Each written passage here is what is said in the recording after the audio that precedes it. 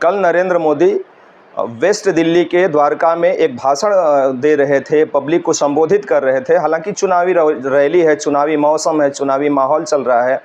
तो द्वारका में वो पश्चिम दिल्ली के द्वारका में एक रैली को संबोधित करते समय उन्होंने कुछ मुद्दों को उठाया। आज उस पर चर्चा करेंगे।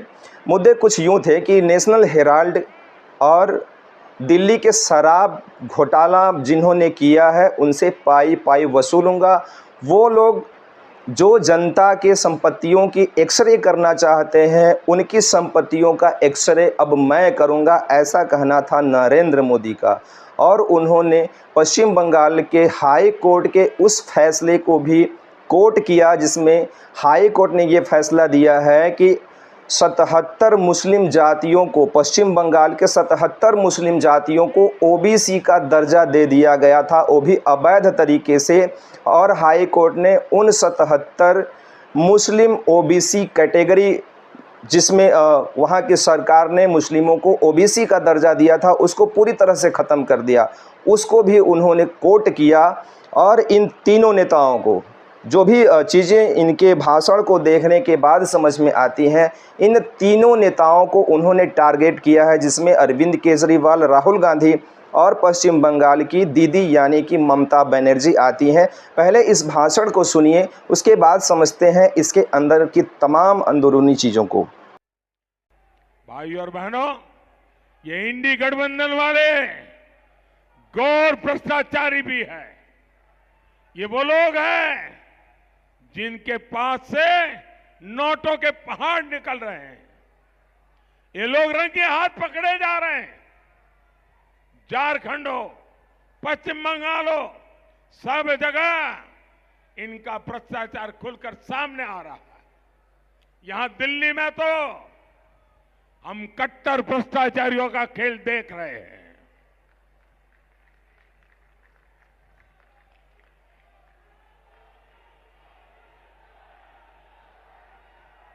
इन लोगों ने दिल्ली के लोगों को लूटने का कोई मौका नहीं छोड़ा।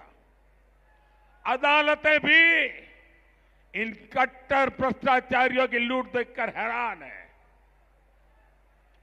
जो लोग राजनीति बदलने आए थे, आज वो लोग दिल्ली के साथ सबसे बड़ा विश्वासघात करके बैठे हैं। जो लोग अदालत के एक निर्णय को लेकर के नाच रहे थे, कल के अदालत के निर्णय को देखो, पता चल जाएगा इनका चरित्र क्या है। साथियों, ये इंडी वाले गरीब और मध्यम वर्ग की संपत्ति का एक्सरे करना चाहते हैं। इसलिए मैं भी दिल्ली से पूरे देश को एक गारंटी दे रहा हूं, मोदी पिछले 10 साल मैंने जो किया है उससे भी ज्यादा ताकत से, बिना डरे हुए, बिना थके हुए, बिना दबाव में आए 10 साल में जो किया है उससे ज्यादा। और मैं छुपाता नहीं हूं, इन भ्रष्टाचारियों की संपत्ति का एक्सरे अब मोदी करेगा।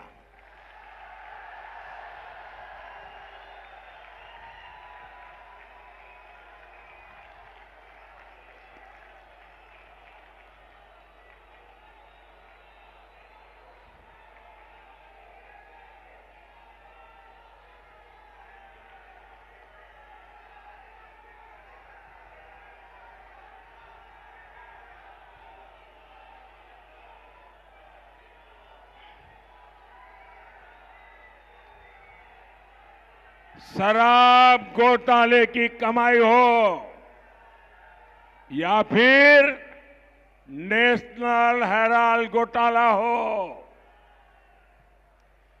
भ्रष्टाचारियों से पाई पाई वसूली जाएगी।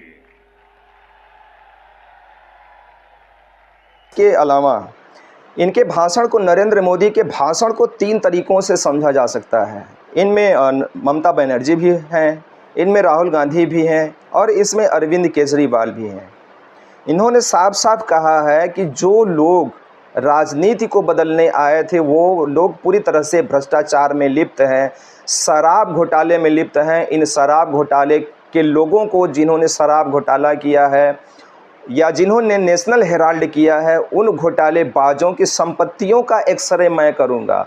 उन घोटालेबाजों को एक एक पाई जिन्होंने लूटा है उनको लौटाना पड़ेगा, ऐसा कहना है नरेंद्र मोदी का।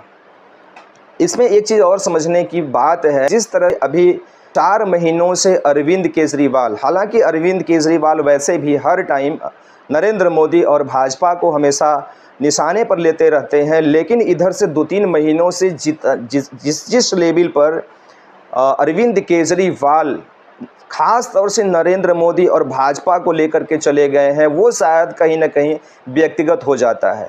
जिस तरह से अरविंद केजरीवाल हो, चाहे उनकी पार्टी के तमाम नेतागण हों, खुले तौर पर जिस तरह से चाहे वो देश के गृह मंत्री हो, चाहे वो देश के प्रधानमंत्री हो, सभी को बेशर्म, निर्लज्ज कह देते हैं। और इतना कह देते हैं कि देश का प्रधानमंत्री निर्लज्ज है, देश का गृह मंत्री निर्लज्ज है, मोदी भाग गया, मोदी डर गया, मोदी चोर है। इस तरह की तमाम भाषा शैलियों का ये आम आदमी पार्टी के लोग जिस तरह से यूज करते हैं और जिस तरह से आक्रमण करते हैं, वो कहीं ना कहीं जो है वो व्यक्तिगत हो जाता है। और नरेंद्र मोदी हंसकर उसको कई महीनों से झेले जा रहे हैं।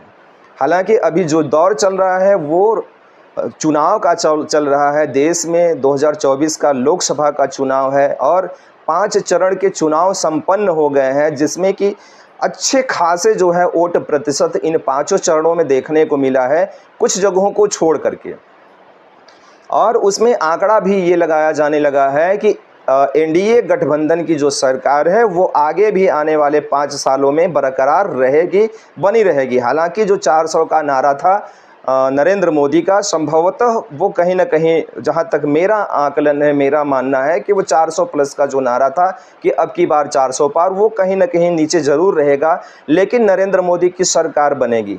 बहरहाल आ जाते हैं असली मुद्दे पर कि नरेंद्र मोदी ने द्वारका में, पश्चिम दिल्ली के द्वारका में जिस तरह से इन तीनों लोगों को कोर्ट किया, खासतौर से अरविंद केजरीवाल, राहुल गांधी और ममता बनर्जी, तो समझने की बातें हैं।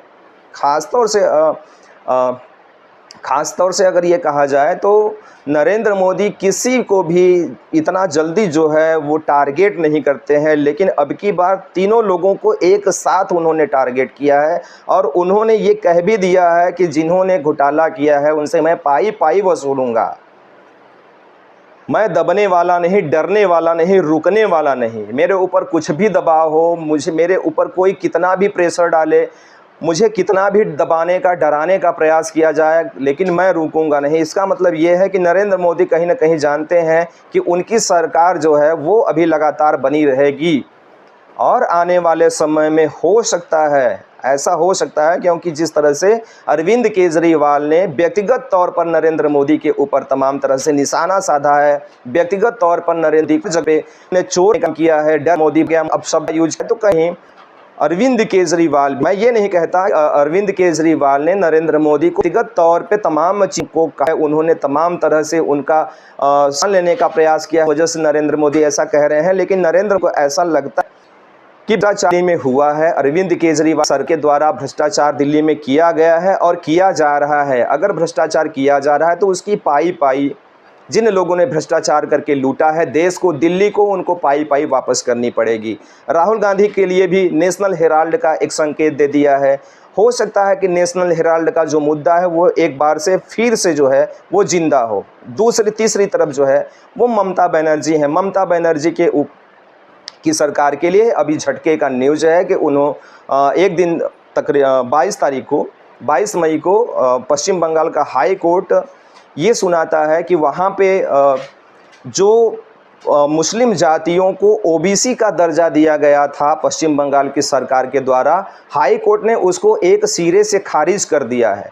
उसमें तसल्ली वाली एक बात ये है कि मुस्लिम जाति की वो जातियां जो मुस्लिम समुदाय से आती थी, लेकिन उन्होंने जब से 2010 से वहाँ पर मुस्लिम जातियों मुस्लिम जातियों की तकरीबन 77 जातियों को ओबीसी का दर्जा देकर के तमाम नौकरियों में डाला गया था।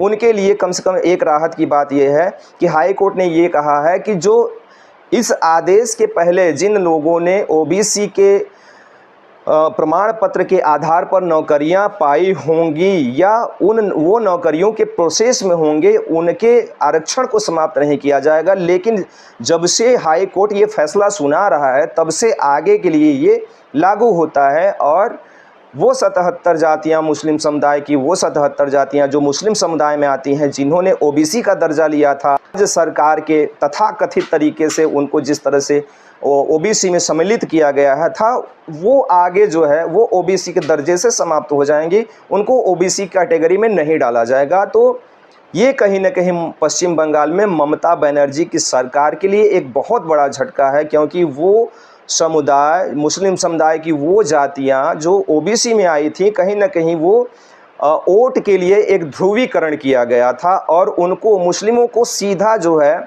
वो फ़ायदा पहुंचाने के लिए ऐसा वहां की राज्य सरकारों के द्वारा किया गया था। हालांकि 2010 में वाम मोर्चा की सरकार थी। वाम मोर्चा की सरकार में तकरीबन 47 या 42 जातियों को, वहाँ मुस्लिम जातियों को ओबीसी का दर्जा दिया गया था।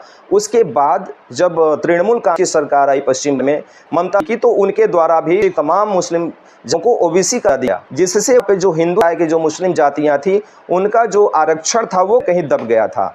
तो ये जो जातियों का खेल बैंक ये खेला जाता पश्चिम बंगाल में पश्चिम की सरकार के द्वारा, कहीं ना कहीं उस पर जो है वो हाई कोर्ट का जो कुठाराघात पड़ा है वो पश्चिम बंगाल की राजनीति को बहुत हद तक प्रभावित करेगा।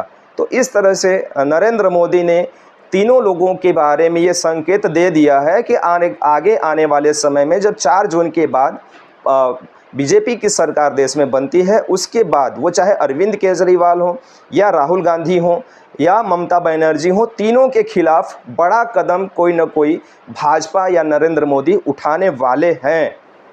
बहरहाल इस मुद्दे पे, इस वीडियो के ऊपर आपकी जो भी प्रतिक्रिया हो उस पे अपना कमेंट ज़रूर देने का प्रयास कीजिएगा। अभी के लिए फ़िलहाल इतना ही। और हमारा अगर चैनल आपको पसंद आता हो, हमारे चैनल का जो कंटेंट है वो अगर आपको पसंद आता हो तो चैनल को सब्सक्राइब करें और वीडियो को लाइक करें और शेयर करें। बहुत बहुत धन्यवाद।